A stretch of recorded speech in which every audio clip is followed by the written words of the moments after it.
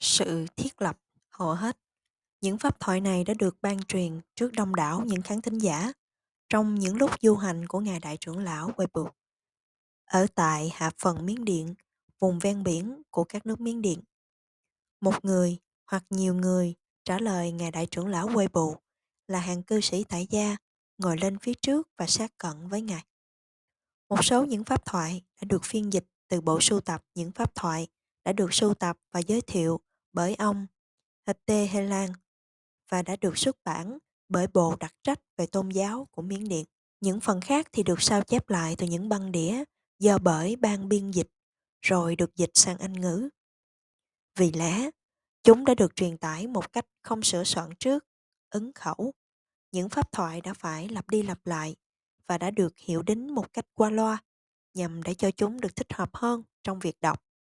Việc cẩn trọng đã được thực hiện, tuy nhiên, hiệu đính hiển nhiên chỉ là những việc lặp đi lặp lại và chỉ khi nào chúng có giá trị một cách thuần túy về biện tài. Độc giả vẫn có thể tìm thấy những pháp thoại lặp đi lặp lại, tuy nhiên với một số sự nhẫn nại và chánh niệm, vị ấy sẽ khám phá ra trong những pháp thoại đó có nhiều tuệ giác ở trong việc tu tập Phật giáo.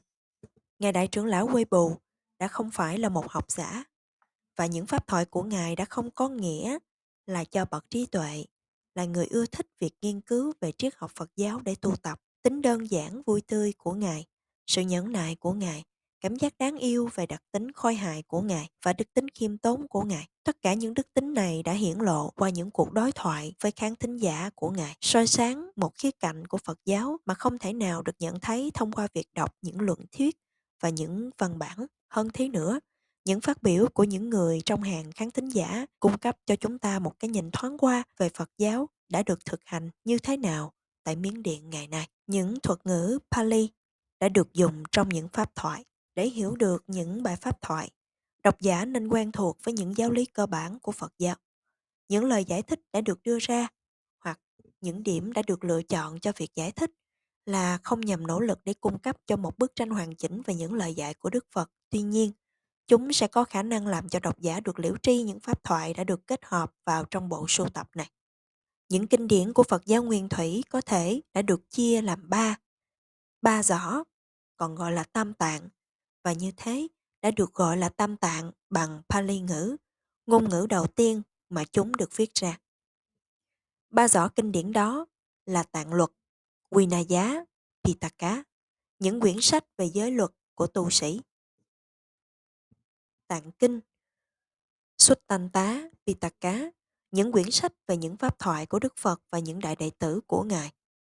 Tạng vô tỷ pháp, Abhidhamma, Pitaka, những quyển sách về những chân lý tối thượng, sự phân tích về những hiện tượng tâm sinh lý vào trong những nguyên tố cùng tột của chúng.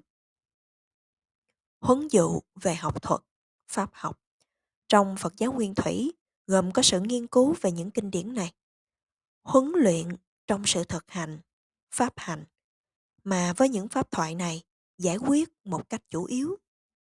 Đã có sự liên quan với việc tu tập về giới, đức hạnh, định, định thức và tuệ, tuệ giác và tiến đến tột đỉnh trong việc thành đạt 4 giai đoạn của Niết Bàn, Pháp Thành.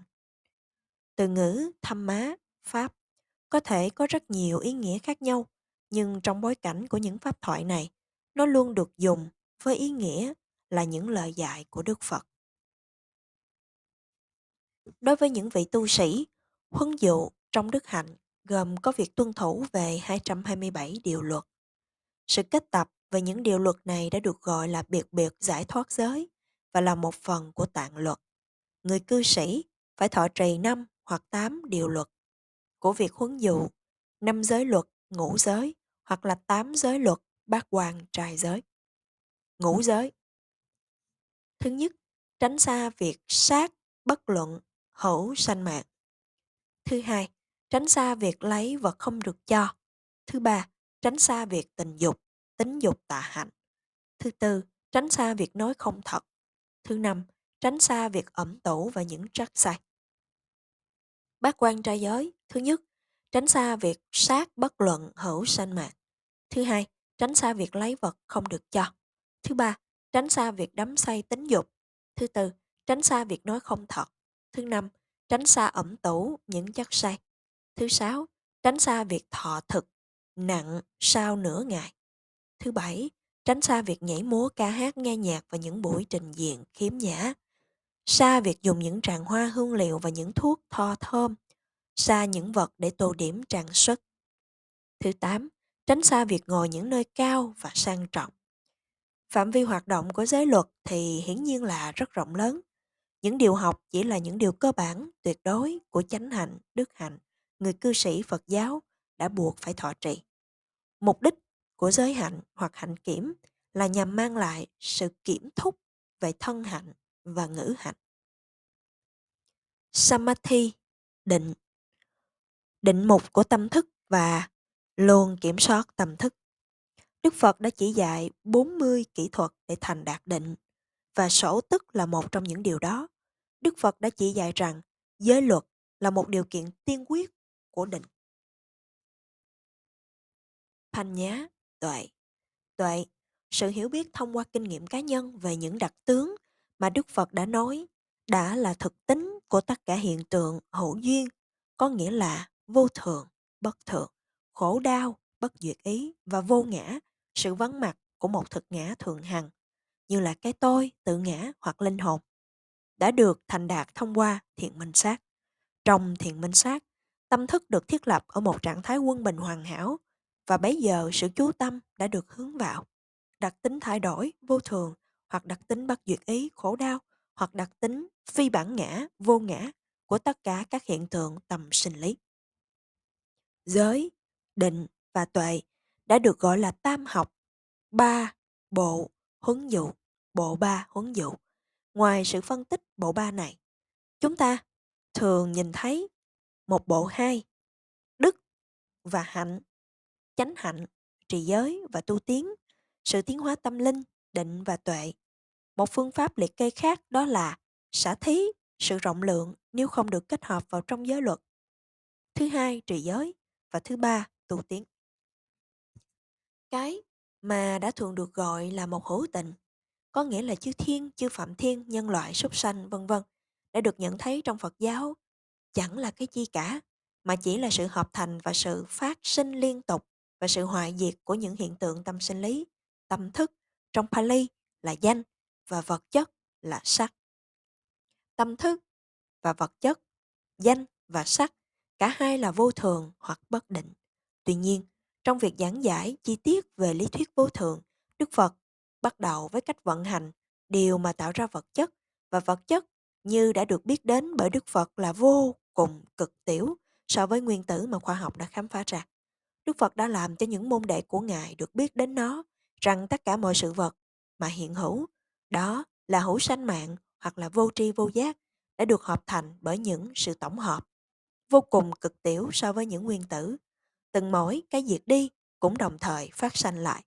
Từng mỗi sự tổng hợp là một khối hình thành 8 nguyên tố thường nhiên, cụ thể là chất cứng rắn, chất lỏng, chất nóng, chất chuyển động, màu sắc, mùi hơi, vị nếm và bổ phẩm. Bốn chất đầu tiên được gọi là những chất liệu đặc trưng được chiếm ưu thế trong một tổng hợp. Bốn chất khác đơn thuần chỉ là những chất thứ yếu phụ thuộc vào và sinh ra những chất đầu tiên. Một tổng hợp là hạt cực tiểu trong bình diện thuộc vật lý, vẫn vượt qua ngoài lĩnh vực của khoa học ngày nay. Một tổng hợp chỉ được hình thành là một khi 8 nguyên tố thường nhiên thuần túy chỉ là đặc tính vận hành, đồng thời kết hợp trọn vẹn vào nhau. Nói một cách khác, đồng cùng hiện hữu trong một thời điểm của sự vận hành của 8 nguyên tố thường nhiên này, chỉ trong một khoảnh khắc mà trong Phật giáo đã được biết đến như một sự tổng hợp. Một hữu tình cũng được miêu tả như là sự đồng cùng diễn tiến của 5 khối nhóm ngũ uẩn. Trong trường hợp này, một khối nhóm là sắc hoặc là vật chất, trong khi danh hoặc tâm thức đã được phân tích vào trong 4 khối nhóm. Thứ nhất, thức, sự ý thức. Thứ hai, tưởng, sự tri giác. Thứ ba, thọ, sự cảm giác, sự cảm xúc. Thứ tư, hành, năng lực của hành động quá khứ. Nó có thể được nhìn thấy tại nơi đây rằng thuật ngữ Nam Á thì rộng hơn lớn hơn thuật ngữ tâm thức. Hành hoặc nghiệp báo trong thuật ngữ phổ thông chuyên môn là năng lực đã được để lại ở phía sau bởi những hành động trong quá khứ Tại đây có ý nghĩa là hàng tỷ tỷ những kiếp sống trong vòng luân hồi và vòng luân chuyển của những sự sanh và chết. Vòng luân hồi tạo cho chúng ta sự trải nghiệm của những ấn tượng về mặt tinh thần. Điều mà chúng ta thấy, nghe, nếm, ngửi, cảm xúc hoặc là nghĩ suy, nói một cách khác, sự tiếp xúc của một trong 6 giác quan với đối tượng. Tâm thức đã được coi như là một cơ quan của ý thức, phát sanh một cách chủ yếu là do năng lực của hành và nghiệp báo quá khứ. Điều này không nhất thiết phải được liên hệ với nghiệp báo quá khứ của chúng ta, là làm thế nào chúng ta xử lý được những ấn tượng tinh thần này.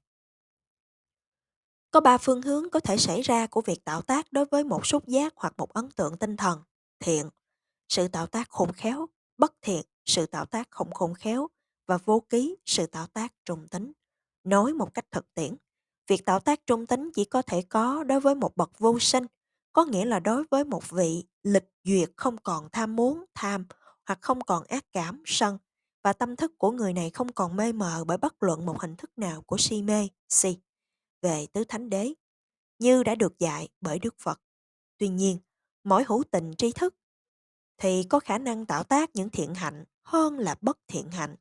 Nhằm để có thể tạo tác một cách khôn khéo, người ta cần phải không những chỉ là luôn kiểm soát về thân hạnh và ngữ hạnh, mà cùng phải luôn kiểm soát về cả ý hạnh. Từng mỗi thân hạnh và ngữ hạnh được bắt đầu từ trong tâm thức, và hành động đưa đến kết quả như hành hoặc nghiệp báo là tác ý tinh thần tùy thuận cho thân hạnh và ngữ hạnh này. Khởi nguyên, thiền sổ tức chỉ là một công cụ cho định mục tâm thức. Ở giai đoạn này không có sự chú ý quan tâm đến những cảm giác, những nghĩ suy, những cảm xúc và những hiện tượng tương tự về mặt tinh thần.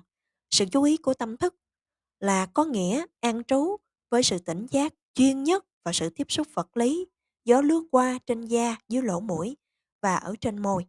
Trong trường hợp này, 3 căn bất thiện, có nghĩa là tham, sân, si, đã tạm thời bị đình chỉ, để lại 3 căn thiện: vô tham, vô sân, vô si. Việc định mục của tâm thức ở trong khoảnh khắc này trên những kết quả hiện tượng vật lý trong chốc lát của sự tinh khiết tinh thần mà ở trong Phật giáo gọi là định. Đi đến sự tinh khiết lâu dài của tâm thức nương theo Phật giáo, những khối nhóm vật chất và tinh thần phải được sự thẩm sát dưới ánh sáng thường hằng thay đổi của chúng nó, vô thường, sự bất duyệt ý của chúng nó, khổ đau, và sự vắng mặt của cái tôi, một cá tính lâu dài hoặc linh hồn vô ngã. Do trải qua kinh nghiệm của những đặc tính này, hoặc thực tế là bất luận một đặc tính nào, một người có thể đạt đến sự giải thoát khỏi mọi sự chấp thủ, vì thế đi đến chấm dứt khổ đau.